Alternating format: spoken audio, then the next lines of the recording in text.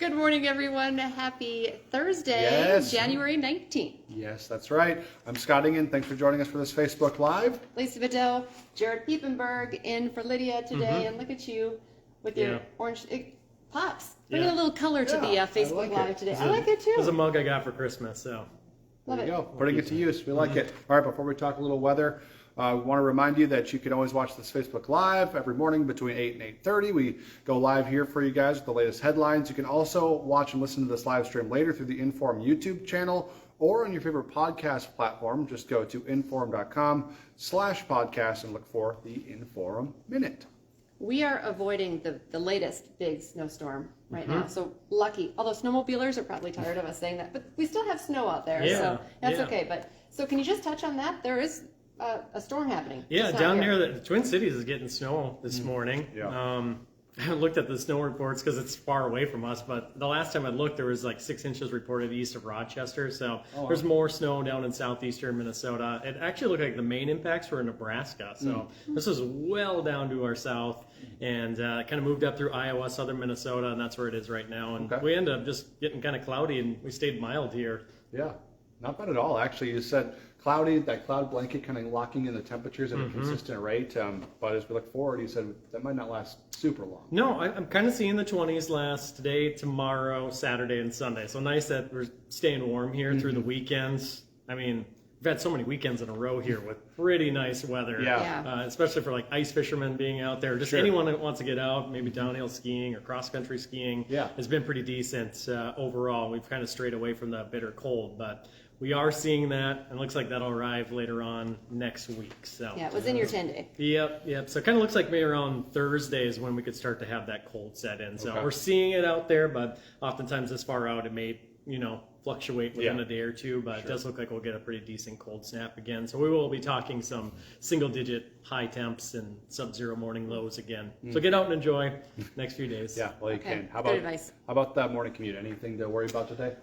There's going to be a little breeze this morning, I'm noticing, and Wahpeton just started to have some fog set in. So traveling on I-29 south of Fargo, I would say, once you get a little closer to the border, that's kind of where I'm seeing a little bit of that fog. Otherwise, most of us, pretty quiet start. Just normal winter driving conditions. You may have a few icy spots, but I mean, that's like any day that we can have that. So I'd say watch for the fog in the southern part of the valley, and central parts of North Dakota has a little bit of fog as well. Alrighty. Okay. Cool. Thanks, Jared. Appreciate it. Good day, everyone. Yeah. Thank you. You're so kind. All right. Dive into some local headlines.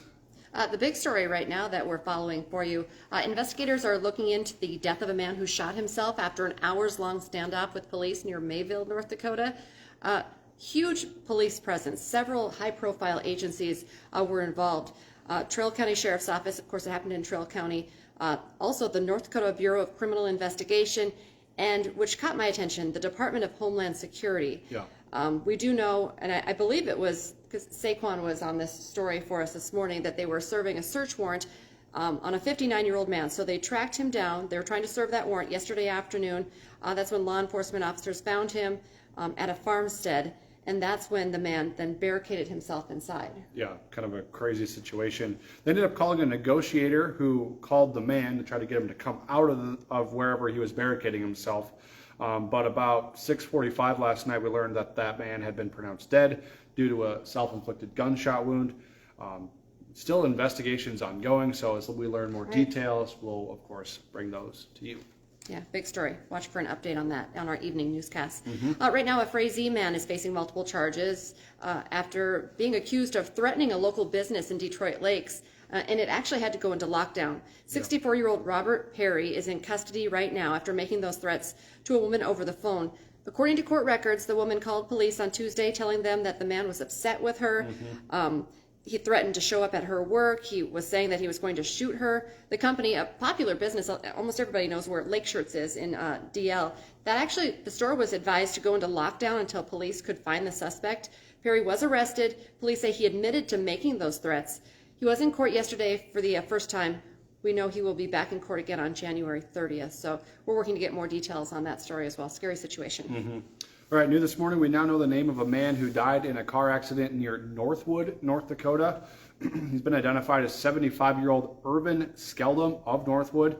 He was driving west on Highway 15 when his vehicle crossed over the center line. He then tried to overcorrect, and the vehicle ended up going into the ditch and landed upside down. Unfortunately, he died on the way to the hospital. Right now, lawmakers in North Dakota are looking to make edibles legal for medicinal marijuana users. It's a proposal right now for edibles to be allowed for patients to possess up to 500 milligrams of hard or soft gummies or 50 lozenges. North Dakota voters in 2016 approved a state medical marijuana program, but as of now, patients are limited to using dried marijuana leaves or flowers or the THC products such as capsules, patches, and lotions. Of course, edibles would benefit patients who don't want to smoke or live in an area where they're not allowed to smoke. Yeah. All right, kind of a fun story. This is a bill that's also making its way through the State House, but on a lighter note. Curling could become North Dakota's state sport, which is interesting. And apparently Jared used to be an avid curler, which is kind of fun. But the proposal was originally brought to senators by Elena Schmidt, a 6th grade student at Horizon Middle School in Bismarck.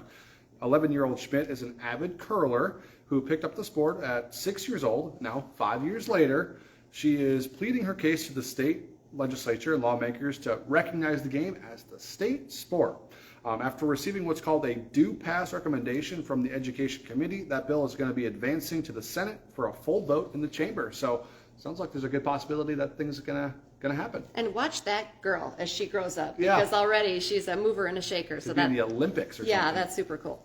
Right now, Minnesota lawmakers are continuing to advance a bill that they say will prioritize education and families in the state. The bill would require that schools in the federal school meals program provide free breakfast and lunch to all students. The bill is meant to ease financial stress on families and help kids thrive in school. The Senate Education Policy voted to move the bill to the Education Finance Committee to make the next steps. Grace, so we'll follow that story for you as well. I was just going to jump right into the next story sorry, there. I didn't highlight the next story there on our script. So, going into the next story, Grace Lutheran Church in Fargo is preparing to celebrate its monumental 125th anniversary milestone. That's a lot of years. That's cool. Big. The church is going to be holding a service of celebration at 2 o'clock Sunday afternoon to commemorate the occasion. They're, of course, inviting the public to come be part of this whole thing, and they're hoping that people from other churches that have come from their congregation come back to celebrate with them.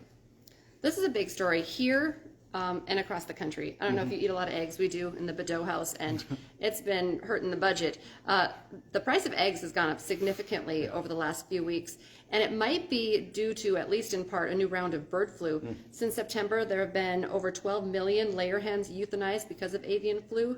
That means similar amount of birds missing, laying those eggs every day, and that's affecting the market. My own personal experience, I think $7-8 right now is what you're paying versus, not so long ago it was $1.50 or $2. Yeah, there used to be a cheap option, and now it's ooh. See, I haven't stopped buying them because they're so expensive. I don't want to pay that for them. So it's crazy. Well, it's supposed to improve soon. So yeah, hopefully we'll see what happens here. But yeah, the avian flu has knocked out a lot of birds over the last year, so not good. Makes sense why that could potentially happen. All right, meantime, today, New Mexico authorities are planning to announce whether criminal charges will be filed in that deadly shooting on the set of the movie Rust, something we've been following since that happened. You'll recall cinematographer Helena Hutchins was shot and killed in October of 2021 during a rehearsal for a scene for the movie, happened near Santa Fe. Actor and producer Alec Baldwin was holding the gun on the set when that shot fired. The film's director was also hurt in the incident, and the Santa Fe District Attorney's Office says they're going to send out a statement about those potential charges, whether they're filing them or not, at about 10 o'clock this morning. So that would be an hour earlier or later for us. Earlier. I don't know. Sometime this 10 morning. o'clock in Santa Fe. Sometime this morning, but that's coming, so we'll see what happens there. That's interesting. Another big story happening today. The clock is ticking for lawmakers in the nation's debt ceiling drama.